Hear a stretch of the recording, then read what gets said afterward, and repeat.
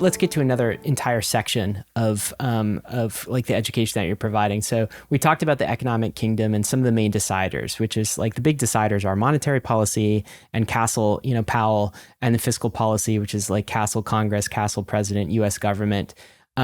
Let's talk about the economy itself and maybe how it's measured. So most people listening will be familiar with GDP or gross domestic income, some of these measures that they hear so often. We could talk about that. But I actually want to start back to the beginning of this conversation where we talked about vibes itself, because vibes are actually in something that you emphasize.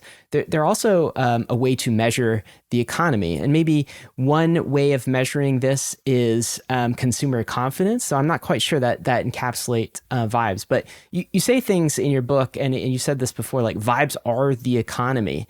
And you've got this illustration. It's called the cake of uncertainty. And another illustration is basically how you feel and how everyone else feels. So let's get back into vibes for a minute. How come vibes are the actual economy? And like, how do you even measure vibes? Can you measure them? Oh, yeah. I mean, I think consumer confidence surveys are a good step. And yeah, I would say that's probably like the biggest thing that we have to get a sense. I would also say polls on trust are a good indicator of overall vibes. Like the Harvard Youth Poll came out at the end of April, and there's a massive decline in trust, which means that the vibes probably aren't going to be so good. And consumer confidence was improving. It had quite a negative print for the month of April, mostly because it moved to the web. But still, stuff wasn't looking so good. And I think that vibes are the economy in the extent that like how people feel matters. How people feel ends up driving how they spend. Consumer spending is 70% of GDP. And there's other stuff that goes into that rather than just like people spending money. But how people spend money matters. And like if they're spending money really matters. And if they're feeling good, that really matters as well. And so vibes are the economy to that extent. But then I think it's a little woo, but like the self-fulfilling prophecy aspect of it too. If people are feeling really bad, they don't take risk. They don't start companies. They don't do things. That can be like a long-term impact of vibes and how it impacts the economy. Yeah, I think this is where things can kind of get weird from people's intuitions and understandings of economies. Like the way that generally like economies is like it's very measured. It's a science. Like you measure GDP and that's the economy. And why are people good? Well, GDP is up and that's why people feel good. But I think people often like miss the fact that it can actually reverberate back and go backwards. Like it can be the tail that's wagging the dog. So maybe we can illustrate like how negative vibes can create negative GDP. And this is kind of where like the world of like sociology and psychology like actually becomes related to economics and fiscal policy. So maybe you can kind of illustrate like some of the ways that vibes reverberate back into the economy and actually like change the fundamentals. Yeah, I mean, I think George Soros in Reflexivity is a good example of this. Like what people think about prices ends up sort of moving prices because it ends up dictating their actions. Prices move relative to that. And so you kind of have this self-fulfilling prophecy. And so it's sort of the same with the economy too. Like if people are like, I'm freaked out and I'm not going to buy, that ends up impacting the economy at large. What's sort of funny is you're seeing these companies sort of pull back on inventory, like Target specifically, where they bought up a lot of inventory during COVID because they didn't have enough because people were buying a lot. But now they're like, oh my God, we have so much inventory, like we have to do all these massive sales. And that's largely dictated by consumer behavior. And so I think that's just like one example of vibes and like how people feel, as well as, macroeconomic circumstances. But I would say like reflexivity is sort of the textbook definition of what you're describing, as well as vibes is just a different word. Yeah. One like just like something that I thought that was pretty interesting to watch was all the data about the Taylor Swift Eras tour and how it actually showed up on GDP measures. And if anyone saw like one single video of like a concert of like all these screaming girls of all ages at Taylor Swift having some incredible vibes.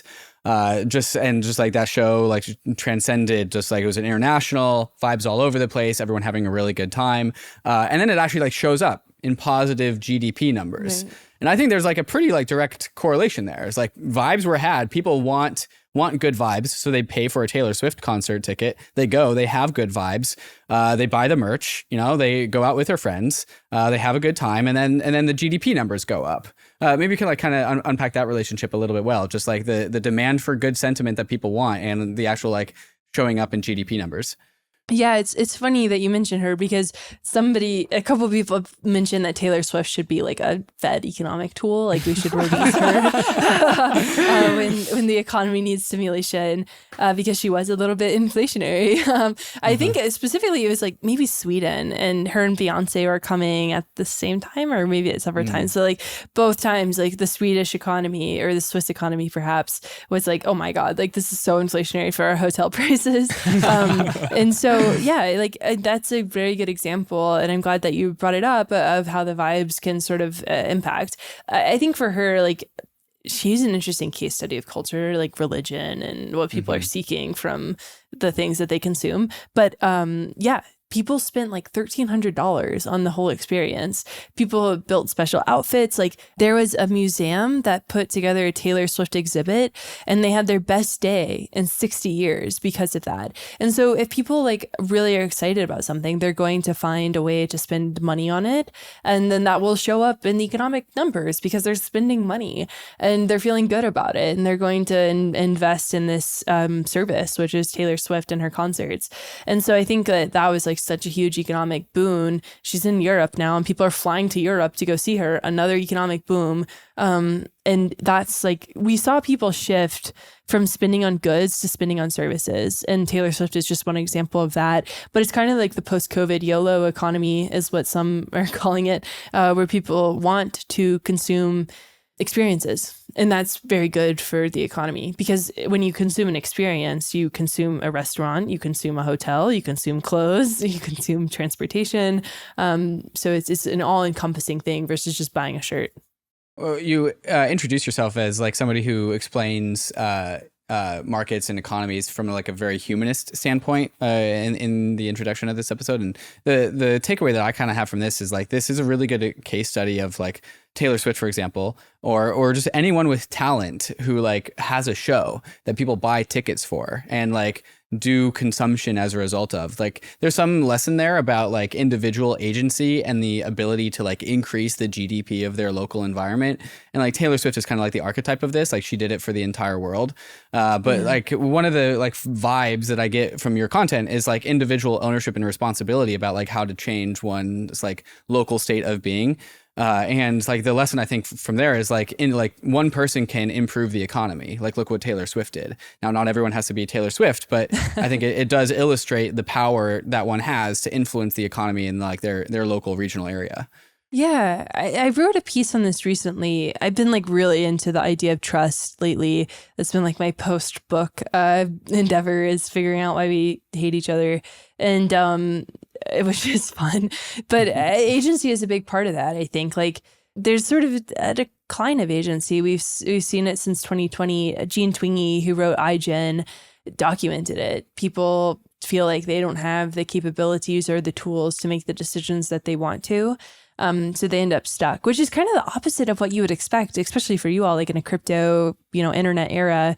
But yeah, I mean, I think the big thing that I've sort of come to as I've been wondering, it's very easy to like go on a podcast and be like, look at all the things that are wrong with the economy. Oh, who's going to fix it? And then like, but to actually think about the solutions is more challenging. But I do think you're right that it does boil down to the individual and what an individual can do, because we all cannot go and make policy. We can all vote, right? But like there's some really fuzzy parts to actually making changes in the economy, and it oftentimes boils down to reinvesting in your local community, like planting a garden or volunteering at the library, making sure the library exists. Like things like that is kind of what we have to do. I went to this art exhibit like a weekend ago, and I went to the 1700s exhibit, and the whole time they were talking about, in the art, they were talking about reason versus emotion. And I think it's very similar to like the vibes discussion around the economy, is like there are the rational aspects of this, like yes, invest in your community, yes, do this and that. But then there's the more emotional side where, what do you do when things feel impossible? And it's still important to understand those things and to give yourself the tools that you need to try and fix them on the local level. Mm-hmm. I think one thing I've at least appreciated, I think both me and Ryan have like a love-hate relationship with crypto Twitter. But one thing I've appreciated with crypto Twitter is the vibes are like so salient Like when people feel Vibes are good, everything on that platform. yeah, it's like when prices are up, like vibes are good, the memes are good, and just everyone's having a good time.